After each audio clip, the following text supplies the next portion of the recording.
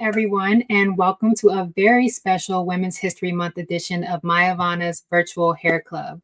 I'm your host, Cole Woods, Strategic Growth and Partnership Consultant to beauty tech founders and innovators. And tonight, we have an absolutely incredible lineup of visionary Black women who are making history right now in the beauty tech space. Before we dive in, let me give you a quick background on why we're here tonight. While the beauty industry has always been a space where women of color have been innovators and trendsetters, the technology side has historically lacked diversity. The amazing founders joining us tonight are changing that narrative, creating technological solutions that address real needs, particularly for women of color, while blazing trails in an industry where they've often been the first or only in the room.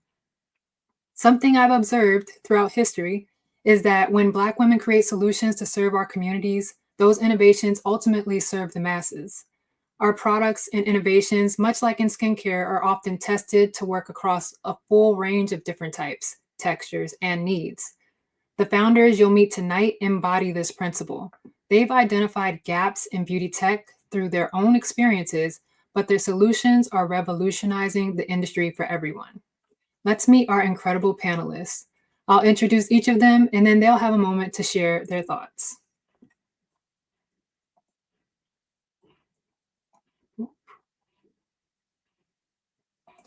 First, we have Candace Mitchell, founder and CEO of Myavana. Candace is a computer scientist who has revolutionized the hair care industry with AI-powered hair analysis technology. Her company uses machine learning algorithms to analyze hair samples and provide personalized product recommendations and hair care regimens. A Georgia Tech graduate, Candace has been recognized by Forbes, Marie Claire, and Inc. as one of the top women entrepreneurs to watch in tech. Unfortunately, Candace is unable to make it today since she is on her way back from the launch of Myavana's first retail location in Uganda. She wishes everyone the best and wants us to take this time to focus on all of our amazing founder stories. Next is Dawn Myers, the innovative founder behind Ritualist and creator of The Mint. Dawn has revolutionized hair care with her handheld device that detangles and distributes heated conditioners and gels throughout the user's strands. Despite being a lawyer by training with no prior beauty, tech, or engineering experience, Dawn successfully pitched on Shark Tank and secured a six-figure investment deal to grow her business. Her journey demonstrates how determination and identifying an unmet need can lead to breakthrough innovations, even when coming from outside traditional tech and beauty backgrounds. Hi, Dawn. Hi, Cole. How you doing? Good. Thanks for joining us this evening. Of course. So, I'm sorry. Go ahead. No, please. I wasn't sure if you wanted us to say a couple of words, but Yeah. just really quickly, listen, I think you hit the nail on the head. I think we tend to think of starting businesses and creating new things as something that's reserved for engineers or a select few, but it's not. I think what my journey shows most poignantly is that all of us have the opportunity to spot opportunities and problems worth solving in our own backyards and provide those solutions to people who we care about. Yes, absolutely. Very well said. And so we're also joined by Khadija Kanate, founder of Hair Robotics and creator of Chihuahua. Khadija has brought together her expertise in mechanical engineering and her passion for protective styling to create groundbreaking robotic braiding technology. Her computer vision powered systems are revolutionizing how protective styles are created, making consistent, customized braiding styles more accessible while reducing strain on stylists' hands and wrists. Hi, Khadija. Hello, Kale. How are you? I'm good. Thank you for joining us. Yeah, my pleasure. Is there a few things you want to tell the people about what Hair Robotics has going on right now? Yeah, so Hair Robotics exists because of us, Black women, and also for us to make our life better. And this idea came upon me because I am I spend too much time getting my hair braided every 6 weeks, and I have two beautiful daughters that I get to braid all the time. So I decided to change that narrative, and that's how aerobotics got born. And we appreciate you for it. Thank you. I'm also excited to welcome Shaska French Jackson, creator of the revolutionary Shaska Styler. Coming from an untraditional background as a former TV reporter, Shaska was inspired by her sister, a founder and nail industry disruptor. Shaska's 3-in-1 styling tool was born from her own personal frustrations and experiences, designed specifically to work effectively on even the curliest and coarsest of hair textures, addressing a significant gap in the market. Unlike competitors that often fail to serve diverse hair types, Shaska's engineering innovation brings professional quality styling capabilities to communities that have been historically overlooked by mainstream beauty tech.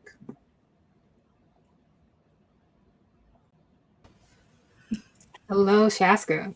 Hello, Cole. It's so great to be here. I'm fangirling. I'm seeing like all those great inspiration, at least to me. I've been following these women. I'm excited to be here and to talk about our journey, because for me, it's been 10 years now. And even though you see some of the new tools coming out on the market, this is something that I have been working on before. I mean, it's a whole story. I can't wait to tell you, but yeah, I'm excited to be here. And we're looking forward to hearing it. And last but certainly not least, we have Ali Chahe, founder of Baddies in Tech. Ali has created more than just a community. She built a comprehensive ecosystem that supports women of color in technical roles across the beauty industry and beyond. Through her digital platform, mentorship programs, and educational resources, she's actively working to increase representation and create new pathways for the next generation of beauty tech innovators. Hi, Ali. Hi, Cole. Hi, everyone. Thank you so much for having me. I'm so excited to be here. No, I think that there's such a big intersection and opportunity between beauty and tech. And, women of color in the tech industry and beyond are multifaceted. We care about our lifestyles, we care about beauty, we care about wellness. And so Baddies in Tech really is about bringing your full self to the tech industry. And so we want, our community to be able to access opportunities in beauty, in media, in all other areas that tech touches. And I think that this is so well exemplified by everyone else that we have here that have combine beauty and technology for us by us. So I'm super excited to be here and just kind of talk about it from the perspective of the consumer too. Yes, definitely. Thank you all for those insights. I'm already inspired. And I know our audience is too. So let's dive into our first segment, breaking barriers in beauty tech. Our first topic focuses on the unique landscape you all navigate as Black women in beauty tech. The key question is, what unique challenges and opportunities exist for Black women founders in the beauty technology space? So, Ali, with your work in Baddies in Tech, I'd love to start with you to give us some historical context on women of color in the tech space. Yeah. So it's interesting because back in the day when like computing first came about, women were actually at the forefront of the space. So because like tech was first seen, like computing and tech was first seen as like kind of like clerical work, things that, women should be doing, we were actually more represented back then. In like the 80s. And so that was the peak of, women and women of color being in the tech space. There were about 37% of like computing was women. And that has since dropped so far down. I think for women of color now it's at 5%. And so it's definitely been a drastic shift.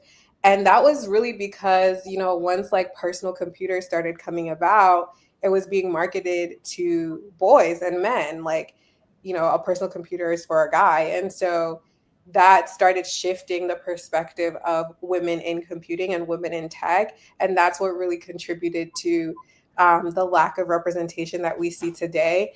And so, with Baddies in Tech, it really is about the marketing of tech, right? It's like we have this perception of tech as, a guy in a hoodie in a dark room, like coding away for hours, or, a guy in a white tech bro suit. And so Baddies in Tech really, I think from the name to the rest of the brand being pink and girly, like it really is like shifting that marketing all the way on its head and saying that, women are welcome here, women are technologists, and that we can be technologists without changing who we are and what we're interested in. And again, I think that's why, like, kind of really, bringing beauty to the forefront of technology makes so much sense, because we care about these things whether we're in technology or not. And so kind of like putting beauty at the forefront of tech, I think, is so important for us as women of color, to really find that representation. Wow. Amen. Thank you for that foundation. Yeah. Thanks for the question. It was great. Yeah. So I want to talk a bit about the assessment of the current beauty tech landscape for Black women founders. So what we know is the beauty tech landscape for Black women founders is both ripe with opportunity and riddled with challenges. On one hand, we're seeing an exciting wave of innovation. Black women are at the forefront of AI-driven hair analysis, inclusive shade matching technology, and personalized beauty experiences. There's no shortage of brilliant ideas and impactful solutions that are being developed, as seen here on our panel today. However, the challenges remain stark. Accessing funding continues to be the biggest hurdle. Despite Black women being one of the most entrepreneurial demographics, we still receive less than 1% of venture capital funding.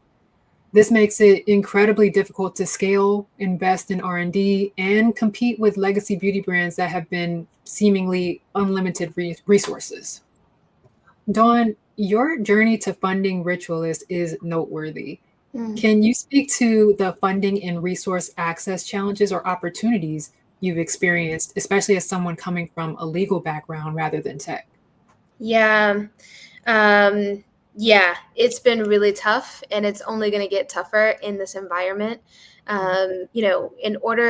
Before I was able to get venture funding, I had to sell literally all of my assets. I sold my multi-unit revenue producing home because I understood that there was a real opportunity here and that no one was going to fund it. I had to at least get the ball rolling, get us to MVP, do a lot of the engineering on my own before and get some traction before investors would ever put their hands on it. Meanwhile, the kind of beauty tech space, right? Tech-enabled hardware in the beauty space, whether we're talking about Black women led or majority led, is very small. It's very insular. So at this point, I've done either the programs or the accelerators or otherwise have come across a lot, maybe not all, but a lot of the folks who operate in this space.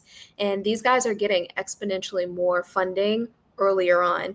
Khadidia's, company is really interesting because there's a company very similar to hers, Loomlash, that's in the robotic space for eyelashes. That's much scarier and much riskier.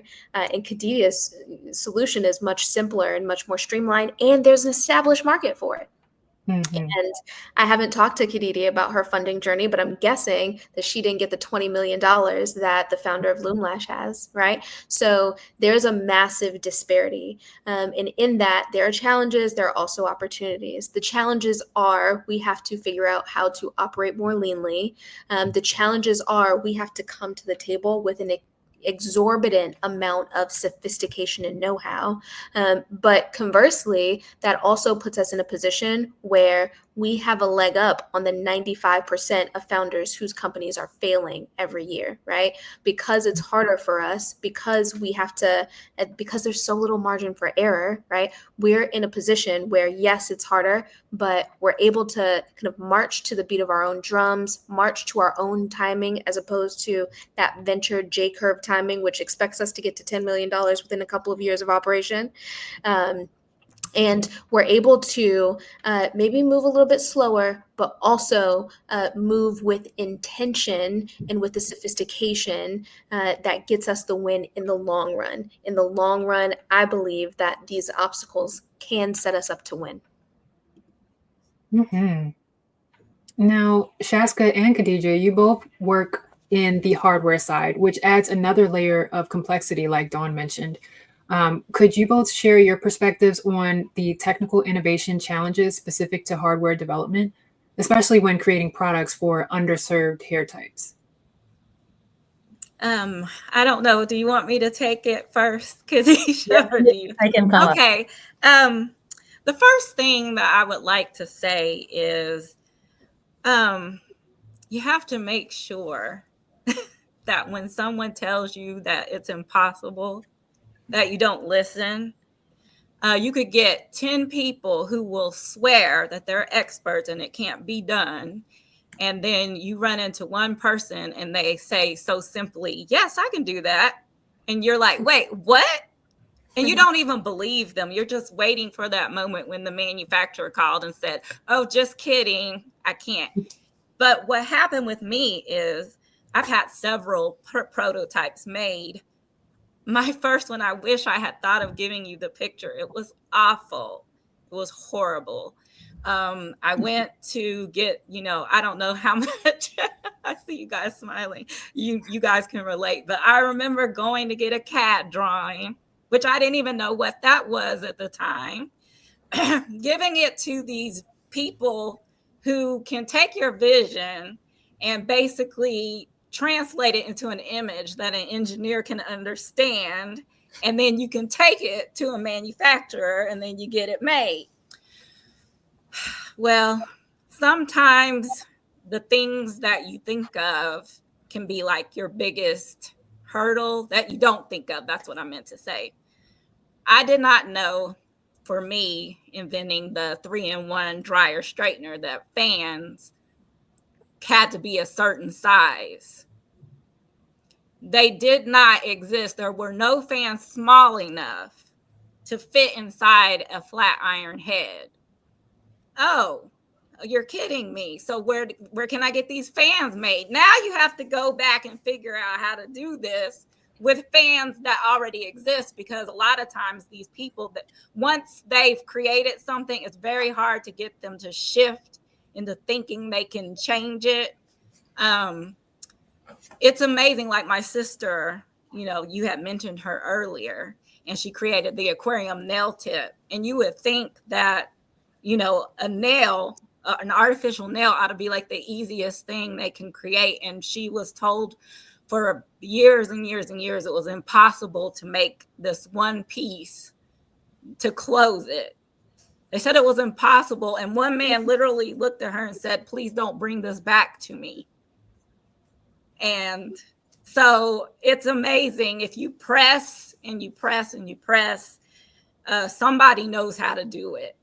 And somebody's going to figure it out. They're going to partner with you. They're going to figure it out. And fortunately for me, there was a man chasing me on LinkedIn for years, and I just kept rolling my eyes. I was like, oh my God, here he is again. And I just said, okay, I have no choice but to try you. He happens to be in Hong Kong, and he did it. He was telling the truth. So don't discount anybody. Khadijah, I don't know what your experience has been. Yeah, to echo to all that you said. So for me, some of the biggest challenges have been finding like engineers. I'm an engineer myself, but we work collaboratively with other engineers, and finding people to build a prototype who also understand how braiding is done is really challenging. Like it's really challenging to know people, to find just like Ali was saying, now engineering is very like, it's not many, there are not many girls, black girls in the space. So to find a roboticist that can translate air braiding into the CAD drawing or just to prototype, it's really challenging. So many times what I've done, I've taken my team of engineers to the hair salon, and the best ideas have come from the hairstylists. So our partners are the hairstylists, our designers are the hairstylists. They tell us, no way, this is not going to work. They send us back so many times. But for me in my company, like all the engineers have to start with going to the hair salon, sit down there, feel the pain of getting braids done. Most of them don't feel the pain because they they don't have like the long hair or like the curly hair just like us, but they have to see it. They have to see, and also I just can't emphasize how much we need to develop the tools, the skills within our community. So I really appreciate what you're doing with Paddy and Tech Alley. We need to encourage more Black girls, brown girls to go into tech so that we find solution for our own problems. That's really, really important. And also, as Shaska was saying, we need partners. We have to open the door for others also to help us. So at Aerobotics, we welcome everyone. We have had successful engineers from all backgrounds, but they have to go through the hairstylist and get advice by the hairstylist, feel the pain of the Black women getting their hair braided, sitting there for 10 hours, and then they will come up with new ideas. Got to develop that empathy first. Absolutely. If I can piggyback on that, Khadija, first of all, I apologize. I was completely mispronouncing your name. Totally fine. Khadija. I thought I was saying it wrong after you said it. Oh, like, wait, is Khadija. And also, my story is very similar. And I think, it's really important for people to understand how different it is for us to develop products versus other people. When we were developing, I would sit on wash days. I would sit on a Zoom with all of my male engineers. And I'd have to, when you do wash day, you're doing it kind of like in the towel, and you have to kind of show them the reel and show them kind of how it's. So my hair is wet, no makeup, I'm just a mess. And I'm showing them, this is what I mean when I say raking through my hair. And this is what it looks like right? Like I'm showing them all the pieces. And we had to develop these testing modules to, for example, get information. The data isn't out there for us, right? So the data around how much time it takes on average for one hairstylist to do one braid is not out there. And you need that data in order to develop products and improve upon the status quo. So Absolutely. You have to go out, right? So you got to go out and perform the tests, and you have to show them, you have to send out testing kits to a bunch of customers and say, hey, I need you to show me, to measure how many sections of hair you're styling every wash day. And I need you to use this timer and time how long it's taking you to get through your hair. And I need you to weigh how much product you're using, because the data isn't out there. So we have to go out and get the data. And then we've got to do the extra work of going through all these hoops to show our engineers what the actual problem is, because they don't have the kind of background and the cultural familiarity. So listen, everything's a lot harder for us. But one of the unique things I think of being in the space is you don't leave the space without becoming a little bit of an engineer yourself, without understanding how to manage engineering teams and how to manage manufacturing teams, because if you aren't completely hands-on, it is going to be done incorrectly. Absolutely. Well, I mean, you just pretty much encapsulated what the next question was for the group discussion, which was what's the most significant barrier that still needs to be addressed for Black women in beauty tech? And Khadija, you hit the nail on the head earlier when you said it's the education piece. It's the piece that Ali is currently bringing in with Baddies in Tech and showing the opportunities that are out there. Yeah, we need engineers. We need engineers who understand our pain points. Mm-hmm. We need to elevate all our little girls to be creative and to they are already creative, but to find solutions to our own problems. So we need more engineers in our fields, more Black engineers, more and also people, and also embrace other people also to help us. Mm-hmm. This actually all speaks to my own theory that I have about how during the pandemic, we saw a massive wave of more Black and brown women and men getting into the tech space. And so from that, inevitably, we're going to end up having more innovations and technology that's created for us and by us, with that wave, that incoming wave, and with tech becoming more prevalent in education with STEM education. I think one thing we can all agree on is that it's only up from here. Absolutely. Yeah. Absolutely. I agree with that. And I think that a big piece of that is making sure that these women and these men who entered the tech industry, during the pandemic stay. I think it's one thing to get into tech, and it's another thing to like stay and grow and get into leadership and, really remain within the space. There's a statistic by Accenture that 50% of women of color who enter tech leave by the age of 30. And so it really also is about like making sure that we plug up that leaky pipeline and make sure that women of color stay in the space. And we're seeing a little bit of that, right? Like I remember when I first started Baddies in Tech, a lot of the community members were, junior level and like just getting into tech. And now, like when I talk to sponsors and I'm talking to partners, our biggest demographic is mid to senior level women. And it's the same people who joined years ago that have progressed and grown their careers. And it's because they have the support, they have the community, they have the mentorship. And so it really is all about making sure that they have like a community and they can see themselves in leadership positions and they have role models to look up to, as they're continuing to grow their careers and climb that ladder. Amazing. These are all very powerful insights. Before we move on to our next segment, I want to highlight something that came through clearly in this conversation. The challenges you've all faced, have often become catalysts for your most innovative solutions. Now, let's talk about those innovations more specifically. In this segment, I want to focus on your technological innovations themselves. The key question here is, how are your technological innovations addressing the unmet needs in the beauty space? Now, for Myavana, since Candace is not here, I'll speak on that a bit. But to give you a bit more context about how that technology works, Myavana uses AI-driven hair analysis to provide hyper-personalized hair care solutions, eliminating the guesswork in finding the right products.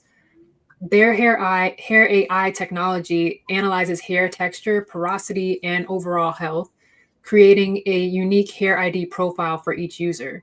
And based on this, we deliver custom product recommendations, helping consumers, salons, and retailers make more informed choices. For salons, they offer a hair scope consultation tool and a salon dashboard to track client hair history and optimize treatments.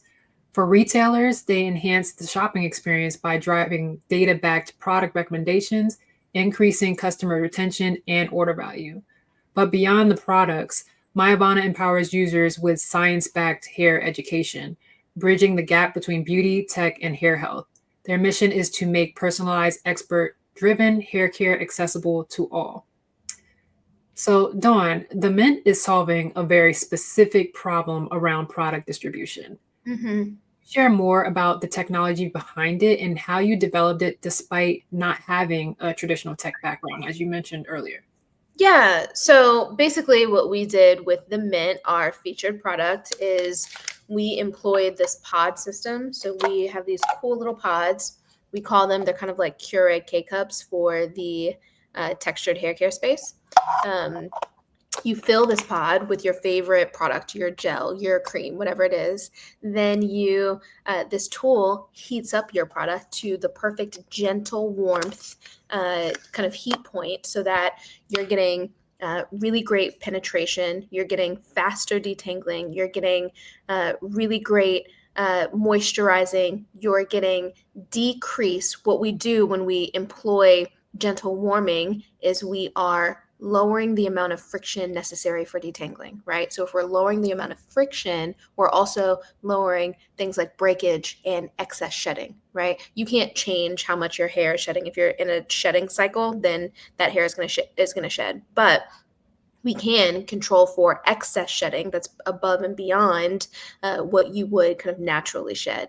So with this tool, we're doing several things. We're saving our customers time. We are making this process faster. We're making it portable, right? Everything you need for your wash day is right here. Matter of fact, if you want to get fancy, everything you need is right here. So you can pop this into your purse or into your luggage, and you can travel and not have to kind of worry about transporting all of your wash day accoutrement. You can, if you've got kids, right? Khadijah was talking about having 2 girls. It's a lot of time. It's a lot of work just taking care of our own hair. It's even more work taking care of your dependents' hair. So we make it easier for moms. We make it easier for working women. We make it easier for women who want to travel to be able to embrace your natural hair while you're doing your life. Amazing. Thank you. Yes, please. I wish I could insert a round of applause. Congrats, Down. Thank you. Thank you. Yeah. And to answer your question, Cole, about kind of how I developed it, Mhm. I mean, this is like your quintessential founder problem situation, problem solution nexus. I had a problem. I was struggling. I like to work out. I was working a really hectic corporate job. I was dating, right? So I've got a lot of stuff that I'm trying to schedule my hair around, right? So you go for that workout, for example, your hair sweat out, and now you got to redo it before you go into that meeting the next morning. And I just didn't have the time to spend 3 hours redoing my hair every time I had some kind of event. So I sketched out an idea, and I went to the kind of Ace Hardware the next day, and I went to the beauty supply store, and I bought up a bunch of combs and brushes and all kinds of beauty things. I didn't quite know what I was building yet. And then I went to the Ace Hardware and bought a bunch of soldering irons and hinges and all kinds of things. And I made a very ugly primordial prototype. And instead of having this pod, right, it was a paddle brush that had the back cut out of it. And it was a little door where you could put your own products. Then you put it in the microwave to heat it up. Oh and then my. So like this is a long way from where we started, but this is what I mean when I say anybody can do this, right? Like we are Black women in particular, we are ingenious at finding ways to fill holes and rigging things to meet our needs. And that's exactly what we did here, just with a few extra dollars and a little bit extra time. Absolutely. So, Khadijah, robotics in hair care is truly groundbreaking. Can you tell us more about how your technology works and the specific needs it addresses in the protective styling space? Yeah, thank you so much. Yeah, so our robotics, we are building Chiwara. I call it Chiwara. Chiwara stands for labor excellence. It's an award actually that is given to people who labor the fastest and who are the best laborer from Mali. Mali is where I was born and raised. And so Chiwara means like labor excellence. Just take that. For air robotics, we are building. So Chiwara for air stylists is also the same thing. We are we are giving the tools to the air stylists who are the best and the fastest. And as we said earlier, and as Dawn mentioned it, most of the time, our most creative ideas come from our frustrations. So me being a mom to 2 girls and a boy too, but being a mom, and I got my hair braided like every 6 weeks. I just don't have the time. I work full time. I'm full time mom. I am a student. I'm doing my MBA right now, and so it's just, and I'm a wife also. So it's kind of, how do you manage to do all of this and also have to take like a full day off to go to a hair salon, find a babysitter to take care of your child, and all those problems. So there has to be a better way to get my hair braided so that I can go to my job and I can do everything. And by the way, hair braiding has existed for more than 5,000 years. So it's known by everyone that it's a very versatile, it's very easy, the hair protective style. Mm-hmm. So I started with that. And to me, being an engineer and also being, I studied math and computer science in France. So, and robotics has always been something I'm passionate about. So like, why we don't have a robot that can help hair stylists work faster? So I in my job at the Lawrence Berkeley Lab, I work all the time on optimizing workflows. So air braiding robot will also help optimize the braiding workflow. So that's how I came about with this idea. So with Chiwara, our goal is really to take that 8 or 10 hours braiding time down to 1 or maximum 2. Wow. So that's what we are working on. So it's really, the first value proposition is the time saving. We cut the braiding time down. The second is we make very consistent braids. So that's also one of the beauty of robotics, is like you tell the robot to do something, it does the same all the time. So consistency and also painless. So that's our third proposition, is like we can control the tension that you apply to the scalp, so that there is no, people complain a lot, like people have hair breakage because of the tension you apply. But with our device, we can control the tension applied all along. So that those are the main goals for Chiwara. And by the way, just a little plug-in, we are looking for hairstylists who will love to be a partner with us in design and be and start be their Chiwara certification. So you can join our website and we can chat with you, and I will bring Chiwara to your hair salon and you give us feedback. So we are continuing. So that's why I'm not showing the picture of Chiwara just yet. But please reach out and we can collaborate with you, and I will take into account all your feedback. Amazing. Thank you for Thank sharing you all. so much for all. I'm really a fan of what you're doing. I really love what you said about how in your full-time job, you do workflow optimization, and the way that you are optimizing with robots really speaks to the way that you have transferable skills that at the time you don't really know how they're going to work into your ultimate vision. And it speaks to those of you that have the non-traditional tech backgrounds. Like, can you speak a little bit more to those transferable skills that now serve you today that you didn't really expect at the time? I guess I'll start with Shaska. Oh, that's for me. Okay, well, my background is in television production. Mm-hmm. And a lot of people don't know that when you produce a news show, like say, for example, I did the morning show, you come in very early, you're already exhausted, and you have to literally look at the computer and say, I have to fill an hour with content. What am I going to fill it with? And so that's very stressful to have to deal with, number one. And so I also had a newborn baby. And I was just like, oh my God, I can't do this career. And like Khadijah mentioned, wife, baby, what am I going to do with this hair? I'm sick of my hair. I was so sick of my hair, I didn't know what to do.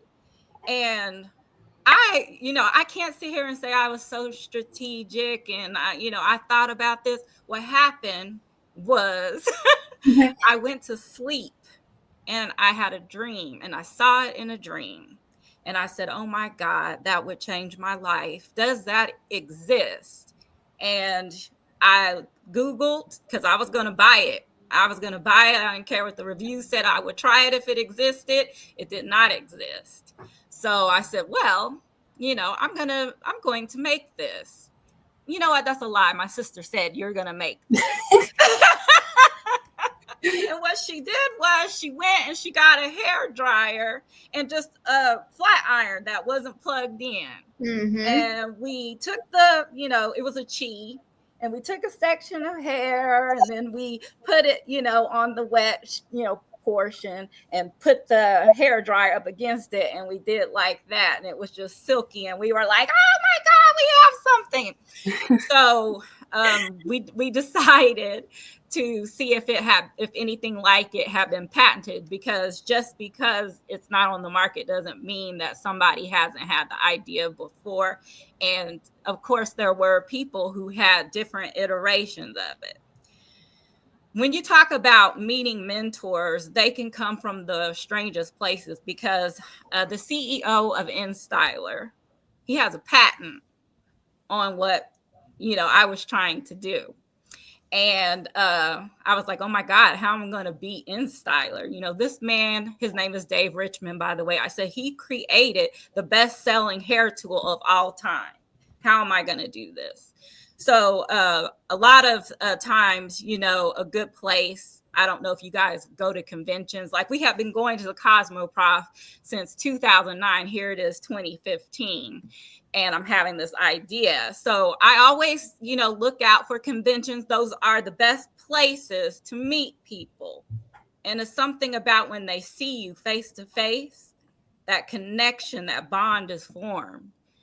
And I went to an ERA convention in Las Vegas, and it's the Electronic Retailing Association. And we had an opportunity to pitch to the pros, like people that you see on HSN, QVC. I didn't even have a prototype. I went with a picture, just a picture. And I told my story, and I said, I was a working mom. I'm tired. It took me like 2 to 3 hours to do my hair. And I said, I can't take it anymore. And this is what I believe is the solution. And InStyler happened to be in the audience. And I met the woman that was there representing InStyler. And she told me, she said, I called it the Better Styler. First thing she did was she scared me, because she said, you might want to change that name. And I'm like, what? Like, she said, yeah, you might be a little bit too close to InStyler. And she said, you would be amazed how people will go without water before they'll let their hair look crazy. She said in countries where they're poor, they will buy the InStyler products. And she said, and if you think about it, she said, just in Brazil or Africa, she said, if you made $1 with us off of every tool sold, she said, can you imagine how much money you would make? So, like I said before, he had a patent. And then she said, you got to beat the patent, though. So I got together, like Dawn was saying, and you start sketching, and you like, okay, what did he do? And what can I do differently? This is when the strategic thinking started to flow.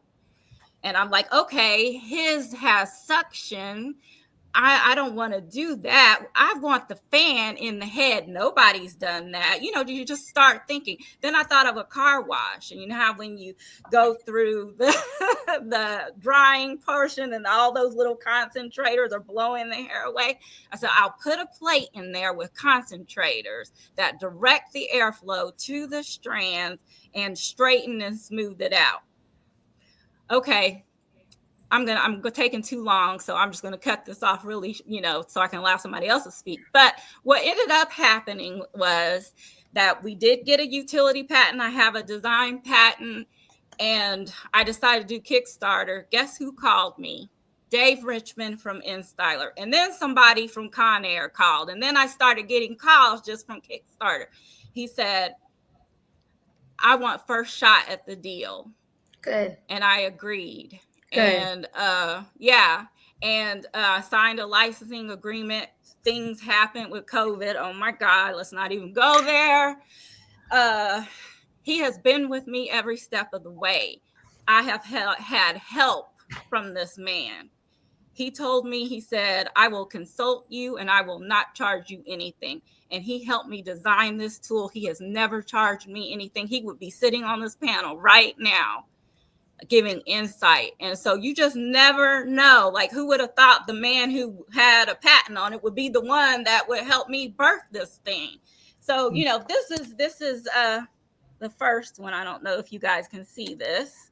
It's beautiful. But what we did was, because all of these other companies that I had originally approached came out with their own versions, we decided, Dave said, don't freak out. This is great. They are saying that your tech is worth $500. Mm-hmm. And he said, and we're going to look at what they've done and we're going to improve on it. And that's what we did. We included, like, for example, I'll show you here. It has a comb that you can remove. And, you know, for people who like to chase their, you know, styling with a comb. Here's the special plate. I don't know if you guys can see, but there's the plate that I created where the air will flow. The other thing, all of these companies did not consider, in my opinion, women of color when they created their versions. I have tested every single one of them. And if you want your hair straight, don't buy them. You have just wasted your money. They did not cater to the people who most likely would benefit from it the most. If your hair is already straight, what do you really need it for? And so we improved upon everything. Theirs are really big. This is a lot smaller. This is not much bigger than it has a wider plate, but it's the size of a flat iron, seriously. And I can't believe that even ended up working in my favor. So I just want to say that, you know, things that can look like a setback can be a set up, and they can't compete with what I've done. Okay.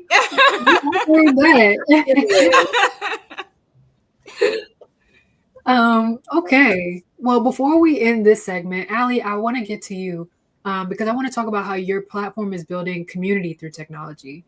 So how does your technical approach differ when building spaces specifically for women of color in tech? Yeah, you know, I think that it's about bringing safe spaces to technology. So, you know, it's really about making the space inclusive and safe and representative. One of the things that we do, for example, we have our annual conference, which is what you showed pictures of earlier. And this past year's conference, we made sure that we included experiences that women of color would love, that they would relate to, that would make them feel seen and included within the tech space. And so, yes, we had technical workshops where, you know, women were building AI chatbots and like learning different skills. And we had panels that we were, you know, we're talking about career development. But then we also had like an expo area where we had activations. We had a beauty bar where, you know, attendees could come and get their edges touched up. They could get their eyebrows done.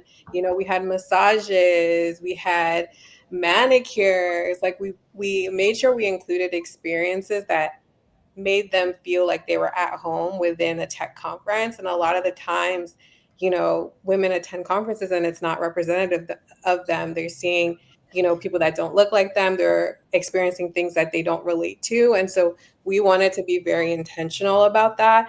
And, you know, on the post-event feedback, a lot of the feedback was about the fact that they loved, you know, being able to, they've never been to a conference where they could get massages, they could get their nails done, you know, they could get their edges touched up. And that was like a memorable aspect for them that will keep them coming back. And we also had Myavana there, and they could get their hair scanned and get their hair AI and hair ID. And so, I think it's really about making sure that that intersection of tech and beauty and lifestyle and wellness is represented, and that, they feel like the things that they care about outside of their careers, outside of technology itself, like the hard skills, can be combined and can be at the forefront of, them being a part of this space. Amazing.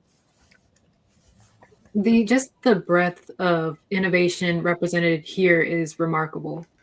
From AI to robotics to community platforms.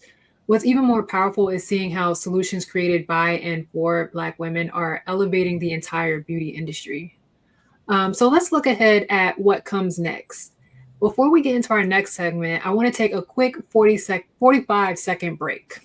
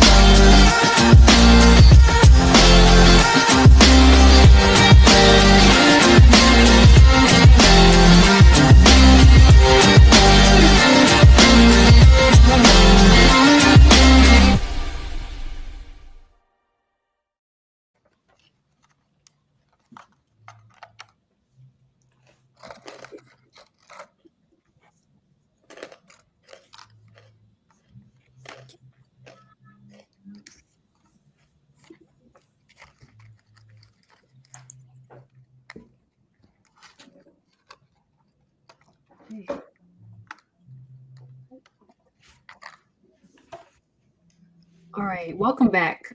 For our final segment, I want us to look forward. The key question here is, how can we create sustainable pathways for more women of color in beauty tech? Now, Allie, we'll start with you. I feel like that's a perfect place to start. Mentorship seems central to your work. Can you start us off by discussing mentorship and knowledge sharing approaches that actually work? Yeah, no, absolutely. Mentorship is so important. I think a great example was Chaska's story. Like, Mhm. that is incredible. And it's about really finding a way to connect with another human being that has the experiences that you want to experience yourself, and really building a relationship. And, like I was saying earlier, there's been a big influx of women into the space that are more junior and are looking for mentorship. And so for us, a way to, create mentorship pathways that are sustainable is our sister circles. So we are essentially creating peer mentorship.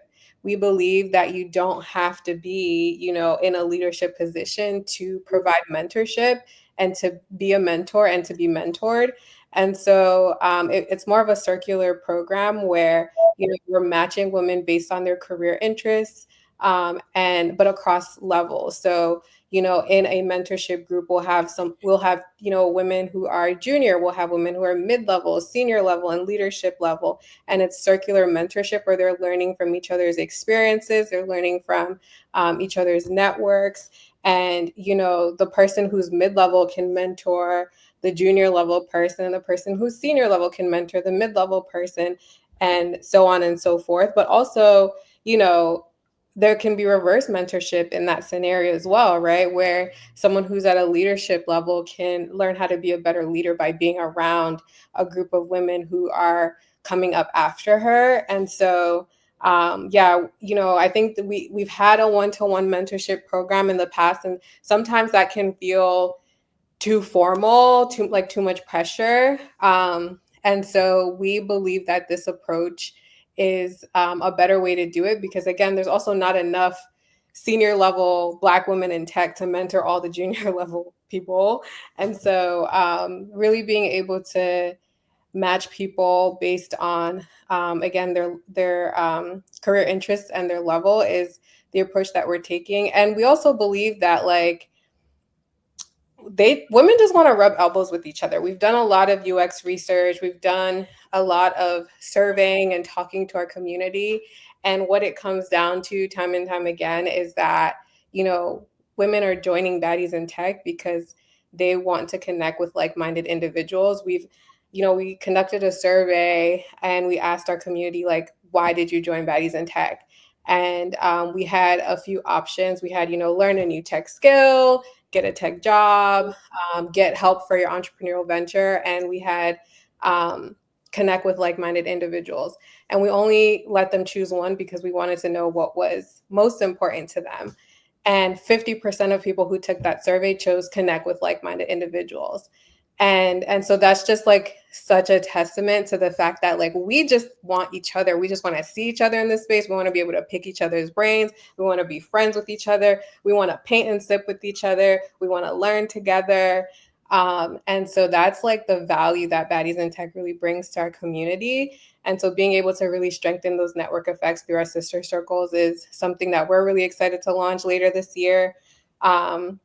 And so, yeah, it's exciting. And it's, I think that's the value that people get out of being a part of Baddies in Tech, because, I might be the only Black woman software engineer on my team, but at the next company, on the next team, there's another one. So how do we really bring those people together to make sure that they're connecting and are building friendships and are supporting each other's career growth?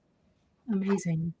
It reminds me of something that I believe, but also something that I recall Issa Rae saying at Afrotech, how she says, don't discount the power of networking laterally. Yeah. It's not always about trying to find someone who's doing better than you, but often about someone who's is just as ambitious and trying to do the same things. Exactly. Yeah, it's that accountability buddy mindset. Like, let's do this thing together. Yeah. Yeah, absolutely. So Dawn, you've navigated a path from law to beauty tech. What advice would you give women coming from non-traditional backgrounds who want to enter this space? Yeah. This space, like so many others, is common sense, right? When people hear lawyer, they get really intimidated. Oh, I don't know how to do that. You know how to do everything a lawyer knows how to do, right? There's not a whole lot that you get in law school that you can't Google and figure out how to do. Engineering is a little bit more complicated, right? However, the goal is figuring out how to manage and bring people into your orbit who can do the things that you absolutely can't, right? So for the vast majority of the functions, I think in any business, you are capable of doing at least the early years work of execution to get that thing done.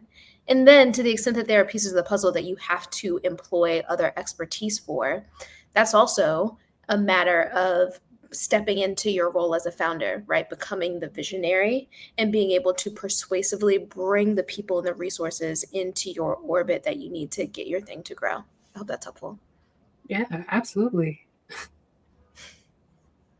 Now, when we're considering investment strategies and recommendations for the next generation of beauty tech founders, I do have a few thoughts, but of course, I would love for each of you to weigh in on this. But for the next generation of beauty tech founders, I would recommend a strategic mix of funding sources, starting with non-dilutive capital like grants and accelerator programs to minimize equity loss. Then building strong corporate partnerships to secure strategic investments and distribution opportunities. Finally, maybe focusing on scalable revenue models early to attract VC funding in favorable terms. Dawn, you actually spoke about that earlier, about having it at a certain point before investors would even touch it. And I think that lends itself to that too.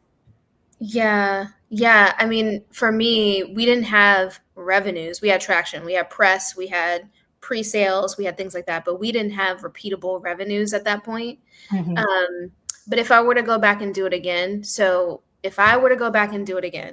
I would have built a smaller, less ambitious product, to be perfectly honest, right? It would have been simple liquid products, right? Learn how to put a marketing flywheel together, learn how to build an audience, learn how to do all those things with something that's really low cost to entry, low barrier to entry. And then that gives you a little bit of leverage when you go to investors and say, hey, I want to do this thing, right? You have a company under your belt. You have some experience under your belt. You've learned how to speak the language, right? And all of that matters and helps you be able to secure that investment a lot faster. And then once you get that investment, you know how to use it, right? You've already built the flywheel. You already know how to get the attention and get the revenues. So if I were to do it again, I definitely do it in that way. But I agree. Getting revenues is always the best investment. Also, like Khadija mentioned earlier, prioritizing investors who understand both the tech and the beauty consumer behavior to ensure that long-term growth and sustainability. Like, I'm still laughing to myself thinking about how you have your team members go to the salon They and do. experience hair braiding. Actually, I wanted to share a picture, but I don't know how to do that yet. Oh, Of my, um, let me try to do that. But yes, we go to the hair salon and have hairstylists teach those students. You can see here, yes. this is me and my team at a hair salon in Berkeley, trying our product. So it's really powerful, and that's just what Down say. You don't need an engineer to be an engineer per se to find a solution to your own problems.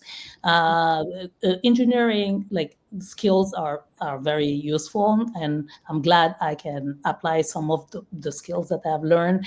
But the ideas and are born out of you get those ideas from your own pain points, I believe. So for me, I think one of the biggest challenges, I will say, will come from lack of confidence. So I even myself, so I had so many people tell me that a robot that braids, that's nonsense, that's never gonna work, that's too difficult, like all of the above and more. uh, Even people in my inner circle saying that's just not possible, or but like really having the vision, or and also being humble and ask for help is very important. So I think just tell people that anyone can have great ideas, anyone can go find the help they need. Like as Down was saying, it's a puzzle. You can't do it all. You have to find and lean on others. So that's a very important step. And I forgot the other question you mentioned. Sorry about that. No, it's okay. Your response was perfect. I'd actually like each of you to share one bold prediction about the future of beauty tech in the next 5 years, particularly as it relates to diversity and how innovations from Black women will continue to transform the industry for everyone. Dawn, let's start with you. Yeah. Unfortunately, my predictions aren't particularly positive. It's really kind of a cautionary, right? I think unless we collectively really dig into investing into IP and strategically protecting our companies, and also learning to sell at an unfairly high rate, right? Learning how to build an audience and hacking growth. We are going to lose our innovations to larger companies that can move faster, that can do what we're doing because they have a larger budget and they can copy. Once we've put in all the sweat equity to build our things, they can copy our things pretty quickly. I've already seen it happen. There's a very large brand that, before I started this company, I started another smaller kind of hair tech company with a very simple kind of innovation. And, I pitched it to bigger companies and they took it right off my hands, right? And at the time, I didn't have the money or the knowledge to be able to adequately protect via brand and via strategy. And so I think, listen, particularly those of us in the consumer tech space, we've got to tighten up.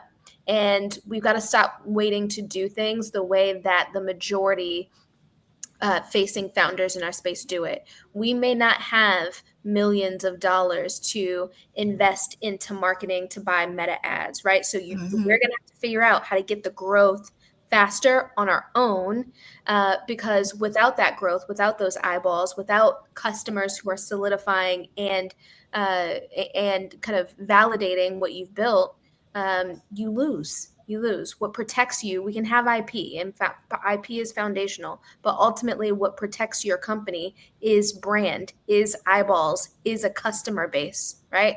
And until we learn the foundational skills that other founders get to kind of skirt past, other founders don't necessarily have to learn how to sell effectively because they've got the investment to go into to use meta ads and to get the sales that way, right? We've got to learn how to do things more efficiently. We've got to learn how to do them faster. And if we don't learn those skills, if we don't pour into learning those skills, these larger companies are going to steal our innovations right from under our noses. Yeah, that's true, because that's what happened to me. Before I could have been first to market, I signed 2 exclusive licensing deals, and they ended up getting canceled. I wasted 2 years thinking that my product was going to be on the shelves, and then before I knew it, all these major brands were, it's almost like they collaborated and started releasing them. Like, oh, I'm going to release mine in January, and then you release yours in March, and then it was unbelievable how fast it happened. Yep. And so as a Black woman, I now have to, come out stronger, because I have major competitors who are already battle tested. When you have somebody who, Dyson is the gold standard, how many people are going to be willing to try Shaska? They don't know who I am. So I have to really, like Dawn said, it's like pushing it on social media, trying to tell your story. The other thing I would like to point out too is we've seen a lot of success stories now, turning into cautionary tales. Like with Miel. I was, sad to see what happened with her product, because now they're saying that they believe she changed the formula, and she can say until she's blue in the face it's the same formula. Once that is out there, you can't take it back, and people will always be skeptical. And how Dawn was talking about shedding and the cycles of your hair. A lot of people don't understand that. And sometimes somebody can blame your product, and it could be that, oh, it's my hormones, I just had a baby, or, oh, I'm stressed, but Miel has to fight against that. And so money that should be going towards marketing is now going towards, a PR nightmare that you didn't see coming. So that's been what I've seen, a lot of negativity. And I just want to encourage women to stick together. Don't be so quick to judge, and don't be so quick to believe everything that you read. And then now you're on the comments and you're repeating something that's not true, but you may not mean to say, repeat a mistruth, but you are. So I just want to say, be careful about that too. Yeah. I think piggybacking off of Dawn's point, I think from the innovation standpoint, if Dawn's prediction goes the opposite way and we do learn the skills and we do build scalable businesses, then I think, as long as we have more companies that are women founded, that have funding, or either have funding or have revenue and can hire the technical expertise that they need to continue scaling and innovating, then there will be more women of color, more Black women that have the technical expertise to be hired and to innovate in this space. Because at the end of the day, tell a Black woman with tech expertise that, you can build a beauty product that's going to revolutionize how we do our hair, and they'll jump on that opportunity, right? Because again, it's something that they care about. It's something that they utilize in their day-to-day, and something that's core and central to their identities. So I think that, we will have the technical expertise to continue building if we can get to a point where our companies are scalable, our companies have the revenue to hire or have the backing to hire. And it does take just us as a community learning how to build better, more resilient businesses, because at the end of the day, unfortunately, not a lot of people are coming to rescue us and like have and just like let up a little, right? Because at the end of the day, we're doing the things, but we have the same, if not better, knowledge than white founders, but we're held to a much higher standard, which is unfortunate. So yeah, that's the one thing. And then I think the other thing is that beauty tech is going to become, from a consumer perspective, beauty tech is going to become ubiquitous. I think we're going to have it in our spaces. I think all of us are going to be using Myavana when we start our healthy hair journeys. We're going to have our hair ID. We're going to know like what specific products we need to be using in order to get to our specific goals. And we're going to have ritualists. We're going to have Shaska stylers. Like we're going to have the things to like really help us get to a better place with our hair. And it's going to be something that's not, revolutionary, but it's going to really integrate into our lives by, I think, 2030. So yeah, I'm excited for that day. And I think, to Dawn's point, it really takes companies like y'all being able to survive and get there and grow and scale for us to be able to have these, innovations in our homes. So I'm excited and I'm hopeful that that is the case. Yeah, so I also am very positive and very hopeful for the future. I think the future is bright, and yes, and we are building already right here the community, and I think that's super important.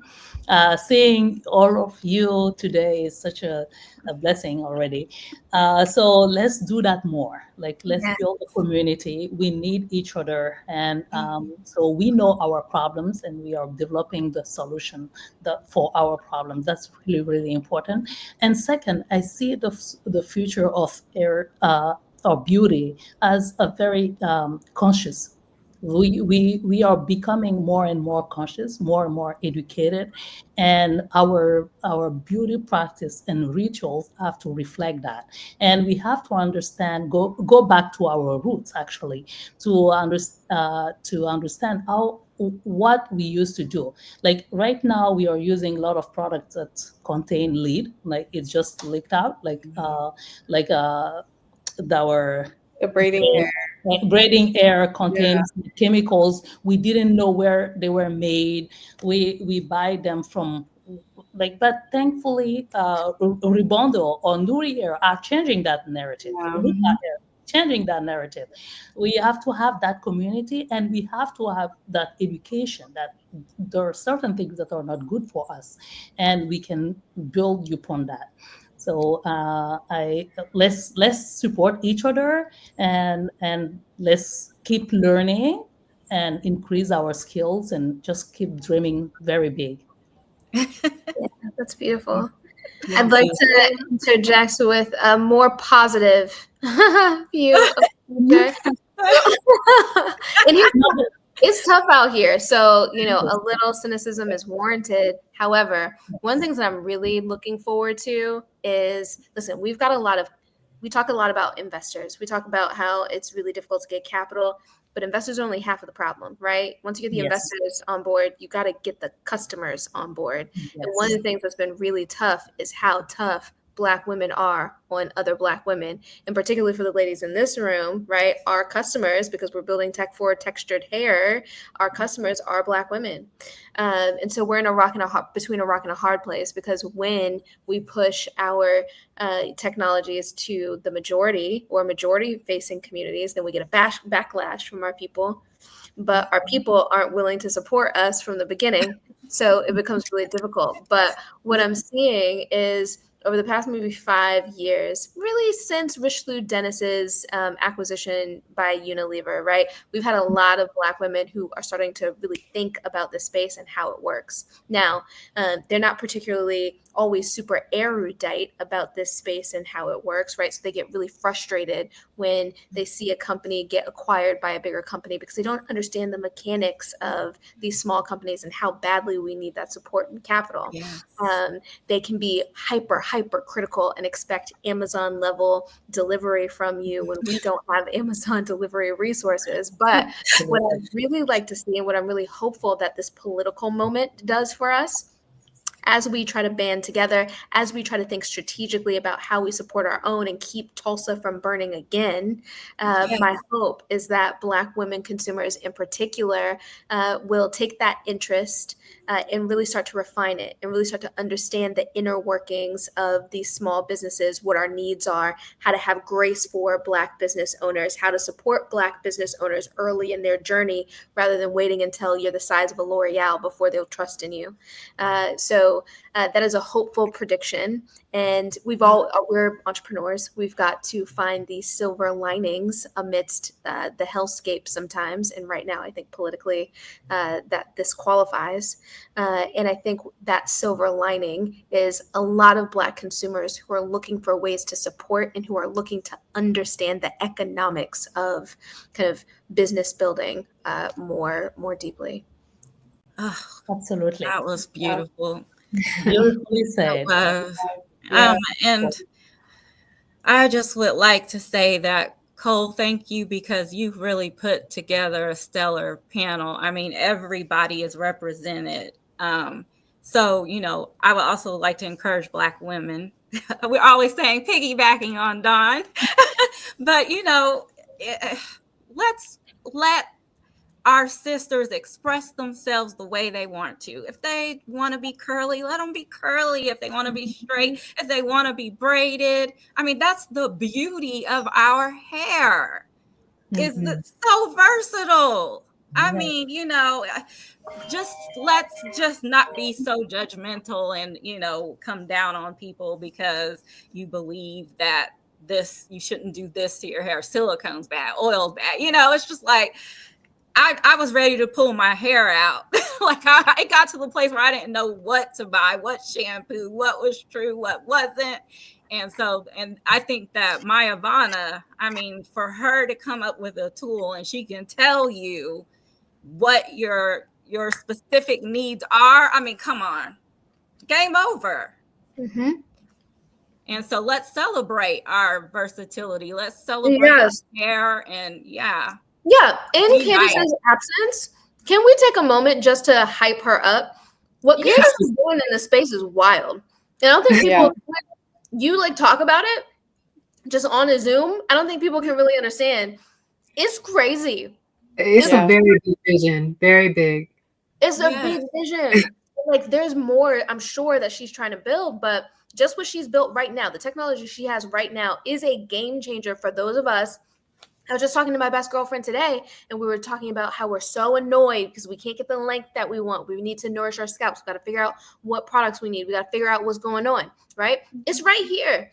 And there's millions of Black women literally in this moment having that exact same conversation with themselves or with their girlfriends, right? Absolutely. AI, and here's the thing. One of the other things is this is a sophisticated space.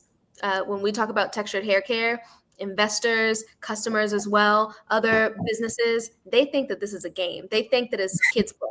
They think that, whatever, some little girl is mixing up some ingredients in her kitchen, right? No shade to the people who are mixing up ingredients in their kitchen, because that's big business too. But the point I'm trying to make is there are billions of dollars being spent on just in the US. When we think about the diaspora, billions and billions more, right? Mintel puts the global kind of textured hair care market at $500 billion, right? Which should not surprise us when we have an entire continent that is obsessed with hair.